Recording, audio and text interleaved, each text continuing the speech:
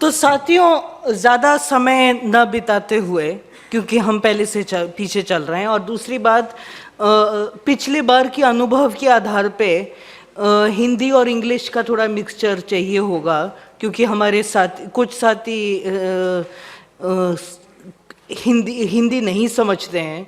तो थोड़ा सा हमारे सदन कलीग्स के लिए थोड़ा सा will need to use some English as well, so that we are understood by everyone in the room.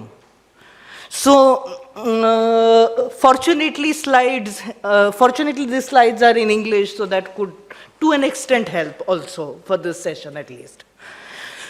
Report card का तर्क का बेसिस 4 किस्म से है। एज यूजुअल आपके हाथ में, आपके किट में ड्राफ्ट रिपोर्ट कार्ड है। If you have any suggestions for improvement, please let us know. We will bring it out as a final report later. The basis of the report is fourfold.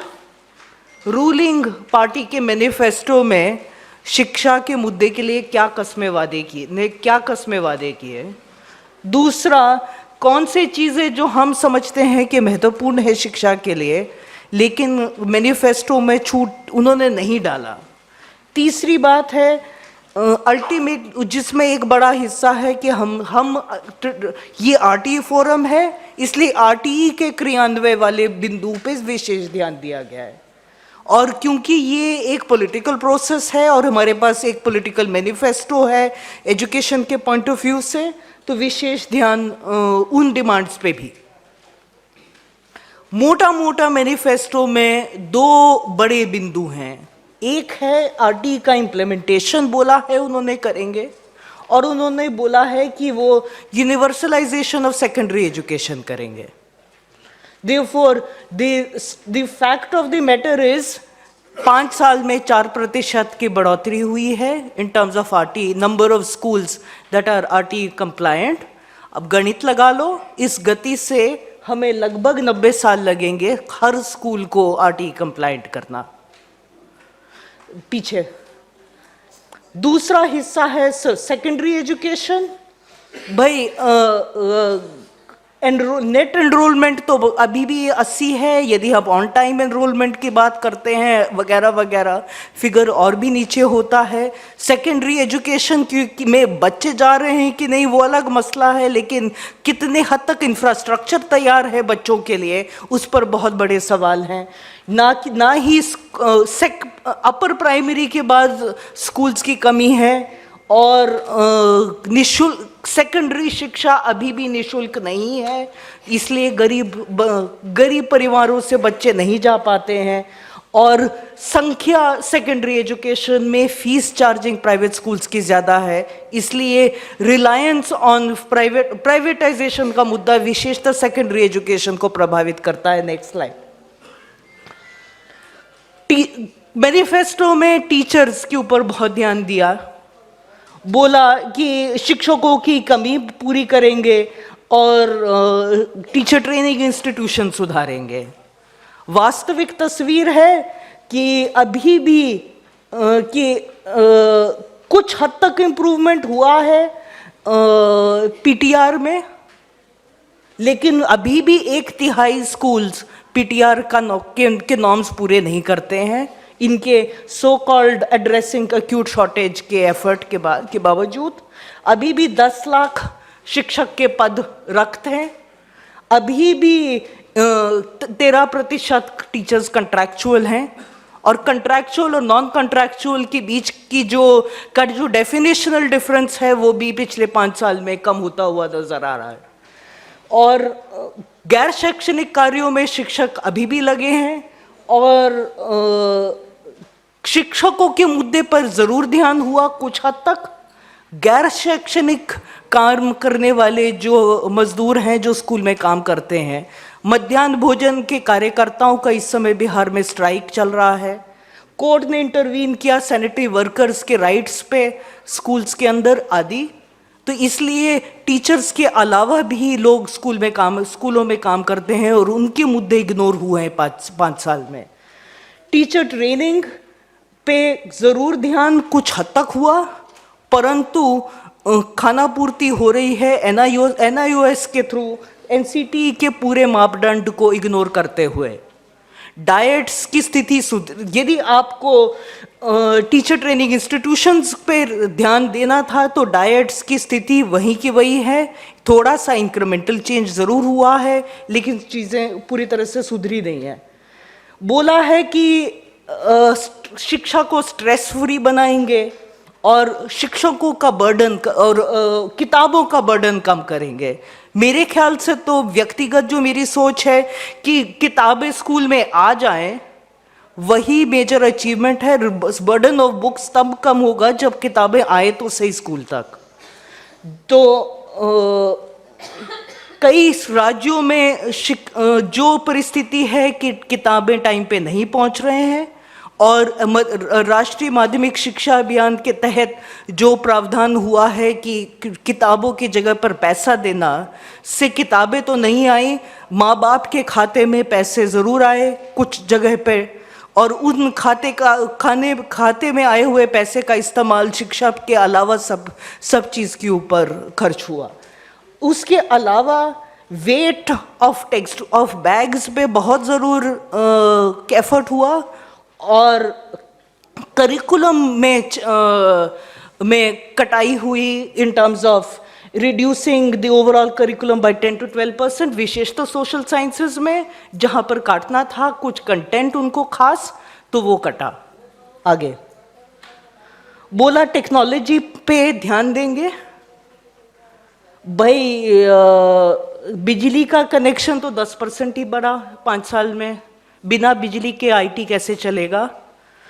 Functional computer में की संख्या में कमी हुई marginally, लेकिन to be fair समग्र शिक्षा अभियान के तहत शायद कुछ प्रोक्योरमेंट हुई होगी पिछले साल में, लेकिन उसका वर्तमान समय में हमारे पास डेटा नहीं है।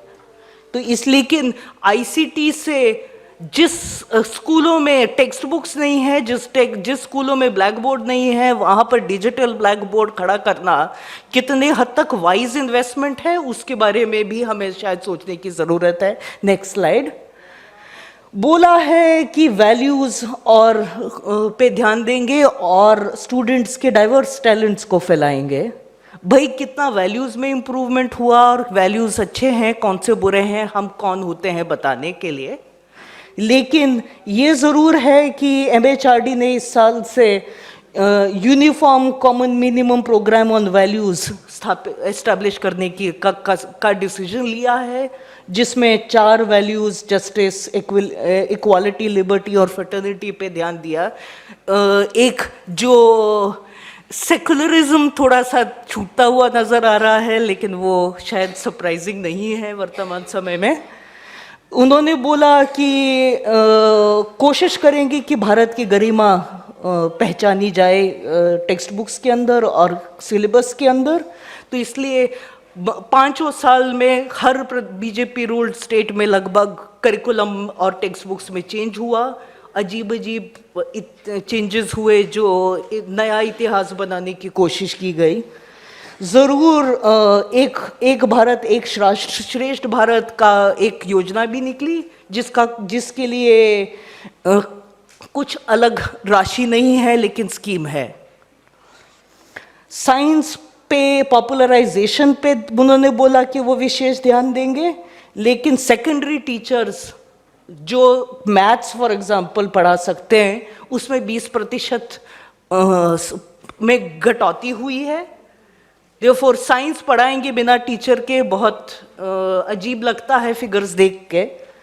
और उसके साथ साथ जो हमारे मंत्री महोदय और अन्य सीनियर लोगों के जो बयान जो अनसाइंटिफिक पिछले 5 साल से आते रहे, डार्विन के थ्योरी के ऊपर सवाल उठाने से लेके गणेश जी के सिर तक सारे बयान हमने 5 साल तक सुने, तो उससे कितने हद तक साइंस पॉपुलराइजेशन हुई आप खुद समझ सकते हैं। Next slide. फैसिलिटीज से रिलेटेड कुछ चीजें हैं। स्वच्छ भारत ठीक है, प्रधानमंत्री जी का ध्यान था उसके ऊपर, मार्जिनली इंप्रूवमेंट हुआ। उन्होंने बोला स्कूल हेल्थ प्रोग्राम पे ध्यान देंगे, 6%, 5% के करीब परसेंटेज ऑफ स्कूल्स जहां चेकअप हुआ उसमें इम्प्रूवमेंट हुआ। बोला कि क्रीड़ा पे और गेम्स पे और प्ले और स्पोर्ट्स पे विशेष ध्यान देंगे, 2% प्लेग्राउंड्स की संख्या बढ़ी। और ज़रूर स्कीम्स में इस सब चीज़ों के बारे में एम्फोसिस था, लेकिन सब जगह पर 2%, 3%, 5% 5 साल के अंदर। Next slide. भाषाओं पे बोला कि हम विशेष ध्यान देंगे, परंतु एनसीईआरटी के टेक्स्ट बुक्स लगाए जो केंद्रीय एक ही किस्म के भाषा में है। उन्होंने एमएलई में स्टेट्स ने ज़रूर कुछ कुछ कोशिश की 5 साल में, लेकिन सेंट्रल पुश तो नहीं नज़र आया। अंग्रेजी बढ़ी सेंट्रल लेवल से भी और स्टेट लेवल से भी। अर्ली ग्रेड रीडिंग पे ज़रूर थोड़ा बहुत पॉलिसी डेवलपमेंट हुआ, लेकिन पैसा नहीं लगाया। और साइन लैंग्वेज भी एक भाषा है जो विकलांगों के लिए महत्वपूर्ण है, जिस पे कोई भी एफर्ट नहीं हुआ। ये है जो उन्होंने बोला। जो उन्होंने नहीं बोला, लर्निंग एनवायरनमेंट। उन्होंने नहीं बोला कि हम टेक्स्ट बुक्स डिस्ट्रीब्यूशन को सुधारेंगे।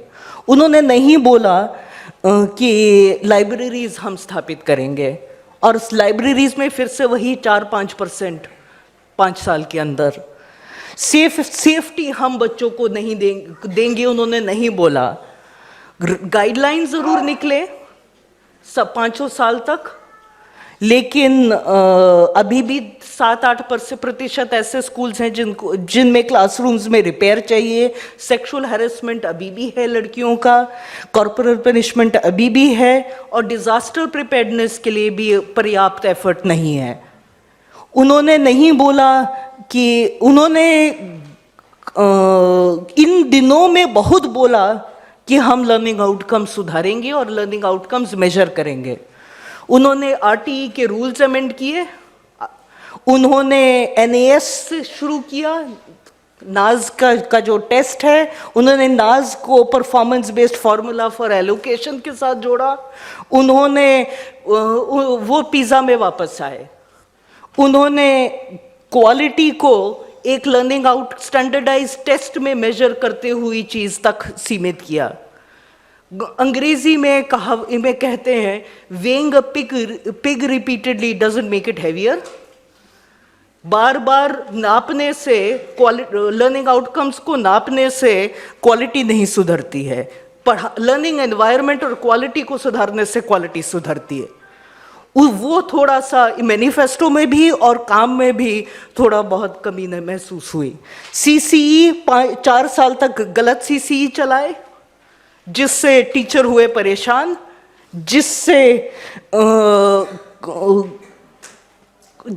सीसीई के बंद होने तक की नजर आई। उस सीसीई पे तीर चलाने के बहाने एनडीपी गया, और नो डिटेंशन पॉलिसी का निर्णय स्टेट्स को दिया। और स्टेट्स अभी हमें सुनिश्चित करना है, क्योंकि अभी स्टेट से नोटिफिकेशन सब जगह से नहीं आए हैं, हम सुनिश्चित करें कि सरकार ने पढ़ाने में पर्याप्त प्रयास नहीं किए तो उसकी सज़ा बच्चों को ना मिले, विशेषतः दलित आदिवासी बच्चे। क्वालिटी के नॉर्म्स को चेंज करने की बात हुई पिछले 5 साल में, विशेषतर नीति आयोग के रिकमेंडेशन पे, कि इनपुट के जो नॉर्म्स हैं, जिसके बारे में हम आरटीई कंप्लायंस 13% है जो हम तब से बोल रहे हैं, वो नॉर्म्स हटाने की बात हुई। जो एनफोर्सेबल प्रोविजंस हैं उनको हटाने के पूरे उनके संकेत नजर आते हैं। शायद यदि वो सरकार दोबारा से आती है, अगले साल के एजेंडा में आएगा। इक्विटी, उन्होंने जरूर बोला कि हम एनेबलिंग इकोसिस्टम क्रिएट करेंगे समान अवसर देने के लिए, लेकिन सिस्टम अभी भी अनइक्वल है। केंद्रीय विद्यालय में 27,000 प्रति बच्चा खर्च होता है, समान सरकारी स्कूल में 3,000 प्रति बच्चा। तो जब सरकार खुद ही असमान शिक्षा प्रणाली चलाती है तो हम कैसे उम्मीद करें कि बाकी घटक भी इक्वल अपॉर्चुनिटी प्रोवाइड करें। डिस्क्रिमिनेशन कास्ट और जेंडर के आधार पे रुका नहीं। मध्याह्न भोजन पे उन्होंने बोला को सुधारेंगे जरूर। सीएजी से की रिपोर्ट में काफी कमियां नजर आई। ये जरूर एनालिसिस हुआ कि जहाँ भी मेन्यू ज़रूर उन्होंने चेंज किया 5 साल में। जिस देश में वो बीजेपी रूल्ड स्टेट्स में सब जगह से अंडा हटा और जब बीजेपी की सरकार गई तो अंडा वापस आया, तो वो भी खेल हुआ खाने के साथ। और cooks of mid day meal का मुद्दा मैं एक बार पहले उठा चुकी हूँ। यदि आपको मध्याह्न भोजन देना है तो जो उस मध्याह्न भोजन को बना रही है उसके अधिकारों को, उसके वर्किंग कंडीशंस पे भी हमें शायद ध्यान देने की ज़रूरत है। उन्होंने बोला CLPRA को अमेंड करेंगे, कर दिया भाई। अब एडोलेसेंट्स को छूट है। परिवारों में बाल श्रम परमिटेड है और रिहेबिलिटेशन के लिए जो प्रयास होने चाहिए वो भी होते हुए नहीं नजर आ रहे हैं। उन्होंने बोला एक वन बंधु कल्याण योजना चलाएंगे, बहुत जोर जोर से बोला। एक नया नेटवर्क ट्राइबल की शिक्षा के लिए स्थापित करेंगे। भाई वन बंधु योजना 14 में जरूर शुरू हुई, जिसमें जब वो सरकार में आए तो जरूर शुरू हुई। 2 साल के अंदर उनका बजट 1 करोड़ तक ही सीमित किया। और एकलव्य स्कूल जरूर शुरू हुए, लेकिन आश्रमशाला में आदिवासी के अधिकारों का अभी भी हनन हो रहा है। और आदिवासी भाषाओं के ऊपर जितना ध्यान देने चाहिए वो भी नहीं हो रहा है। मुसलमानों की शिक्षा में उन्होंने बोला लड़कियों, मदरसा मॉडर्नाइजेशन और उर्दू भाषा पे ध्यान देंगे। कम्युनलाइजेशन हुआ माहौल का और शिक्षा का भी। और लड़कियों का ड्रॉप आउट विशेषतः सेकेंडरी एजुकेशन में अभी भी है। लड़कियों पे उन्होंने बोला कि हम बेटी बचाओ बेटी पढ़ाओ का लॉन्च करेंगे। भाई लगभग 60% पैसा एडवर्टीजमेंट में लग रहा है और कोई इम्पैक्ट तो दिख नहीं, ना उन्होंने इस असेसमेंट किया ना हमें दिख रहा है। और ऊपर से पिछले साल बजट भी काट दिया। विकलांगों के लिए नया कानून जरूर लाए जो उन्होंने बोला, लेकिन उसके रूल्स नोटिफाई नहीं हुए। इसके साथ कंफॉर्मिटी लाने के लिए आरटीई का भी अमेंडमेंट होना ज़रूरी है, क्योंकि वो आरटीई एक्ट इस समय एक लैप्स्ड कानून को रेफर करता है और उसका इम्प्लीमेंटेशन होता हुआ नहीं नज़र आ रहा है। ना नोटिफिकेशंस हुए, ना बजट डला, ना लोग अपॉइंट हुए। और ऊपर से जो पर्सन्स विद डिसेबिलिटीज़ के नाम को ही बदला गया। अब दिव्यांग शब्द का कोई मतलब नहीं है, लेकिन सब लोग अब हमारे जैसे लोग भी इस्तेमाल करने लग गए। Next slide. Out of school हैं, स्पेशल है 60 लाख। इनरोल होते हैं, पिछले इनरोल हुए 5 लाख, 4 लाख, जिसमें से पिछले साल की संख्या में से 5 लाख में से सिर्फ 4 लाख के करीब स्कूल में वापस जुड़े। 1 लाख तो अपने आप ही ड्रॉप आउट हो गए। माइग्रेंट्स पे और काम करने की ज़रूरत है। स्कूल्स गए सालों में स्कूल्स बंद हुए सरकारी, जिनको विशेषकर जिसमें आदिवासी और दलित के बच्चे सबसे ज़्यादा प्रभावित थे। प्राइवेट स्कूल्स की प्राइवेटाइजेशन बढ़ा 5 साल में।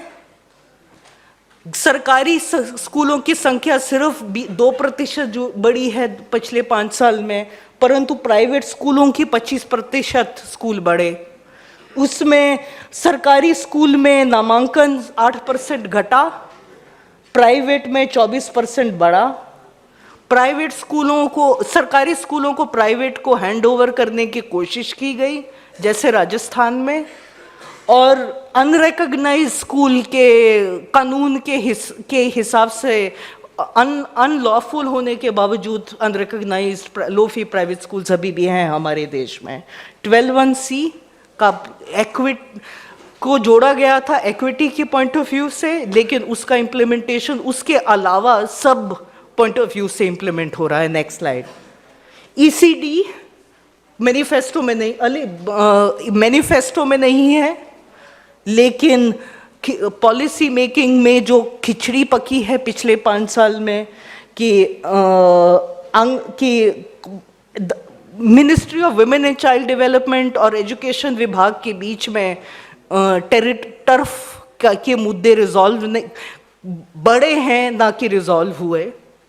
और रिलोकेशन का आदेश निकला, आंगनवाड़ी प्राइमरी स्कूल में चले जाए, लेकिन प्राइमरी स्कूल क्या उन आंगनवाड़ियों के लिए तैयार है, वो उसके ऊपर बहुत बड़े सवाल हैं। Next slide. भैया कस्में उन्होंने प्रॉमिस किया 6% जीडीपी, भाई हमने तो 6% नहीं देखा। और उन्होंने खुद ही बोला कि वो पीपीपी करेंगे। उन्होंने बोला कि वो सर्व शिक्षा अभियान का रिव्यू करेंगे। इतना अच्छा रिव्यू कर लिया कि इस एसएसए को बंदी करके समग्र शिक्षा अभियान ले आए। और उन्होंने बोला कि नेशनल कमीशन और नई पॉलिसी बनाएंगे, अभी तक तो नहीं बनी। दूसरे शब्दों में 5 साल निकले जो ग्रेजुअल बिना किसी एफर्ट के 1, 2, 3, 4% वाला ही इम्प्रूवमेंट हुआ है जहां हुआ है। ठोस कमिटमेंट, ठोस एफर्ट हुई नहीं। इसलिए जहां तक रिपोर्ट कार्ड का सवाल है, तो रिपोर्ट अच्छी नहीं है। बस मात्र इतना कहते हुए धन्यवाद। जिसमें 3 हाईलाइट जरूरी याद रखना चाहिए। अभी तक ये जो समग्र शिक्षा अभियान के नाम पे किस तरह का एम्फेसिस सीरियस चीज़ें का ऊपर कम हुआ है। दूसरा, ये जो वैल्यू एजुकेशन के नाम पे कम्युनलिज्म और उस तरह का चीज़ें कैसा बढ़ा है। तीसरा, प्राइवेटाइजेशन कैसा बढ़ा है। और ये तीनों चीज़ बहुत शार्प ले आया है। बहुत सारे चीज़ और आएंगे। मैं अभी विशिष्ट अर्थनीतिज्ञ, हम उड़िया हिंदी बोलेंगे, आप the famous economist from JNU, professor Praveen Jha